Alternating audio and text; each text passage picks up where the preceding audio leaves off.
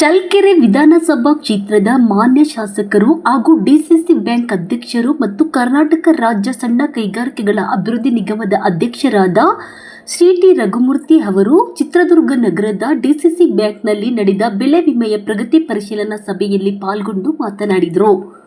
ಚಿತ್ರದುರ್ಗ ಜಿಲ್ಲಾ ಸಹಕಾರ ಕೇಂದ್ರ ಬ್ಯಾಂಕ್ನಲ್ಲಿ ನಡೆದ ಜಿಲ್ಲೆಯ ಕರ್ನಾಟಕ ರೈತ ಸುರಕ್ಷಾ ಪ್ರಧಾನಮಂತ್ರಿ ಫಸಲ್ ಬಿಮಾ ಹಾಗೂ ಹವಾಮಾನ ಆಧಾರಿತ ಬೆಳೆ ವಿಮೆ ನೋಂದಣಿಯ ಪ್ರಗತಿ ಪರಿಶೀಲನಾ ಸಭೆಯಲ್ಲಿ ಪಾಲ್ಗೊಂಡು ಜಿಲ್ಲೆಯ ಒಟ್ಟು 3,02,505 ರೈತರಿದ್ದು ಅದರಲ್ಲಿ 97,434 ರೈತರು ನೋಂದಣಿ ಮಾಡಿಕೊಂಡಿದ್ದು ಅದರಲ್ಲಿ ರೈತರು ಡಿಸಿಸಿ ಬ್ಯಾಂಕ್ನ 22 ಶಾಖೆಗಳಲ್ಲಿ ಹಾಗೂ 160 ಪ್ರಾಥಮಿಕ ಕೃಷಿ ಪತ್ತಿನ ಸಹಕಾರ ಸಂಘಗಳು ರಾಷ್ಟ್ರೀಕೃತ ಬ್ಯಾಂಕ್ಗಳ ಮೂಲಕ ನೋಂದಣಿ ಮಾಡಿಕೊಂಡು ಇನ್ನು ಉಳಿದ ರೈತ ಬಾಂಧವರು ಸಾಮಾನ್ಯ ಸೇವಾ ಕೇಂದ್ರಗಳ ಮೂಲಕ ನೋಂದಣಿ ಮಾಡಿಸುವಂತೆ ಅಧಿಕಾರಿಗಳೊಂದಿಗೆ ಚರ್ಚಿಸಿದರು.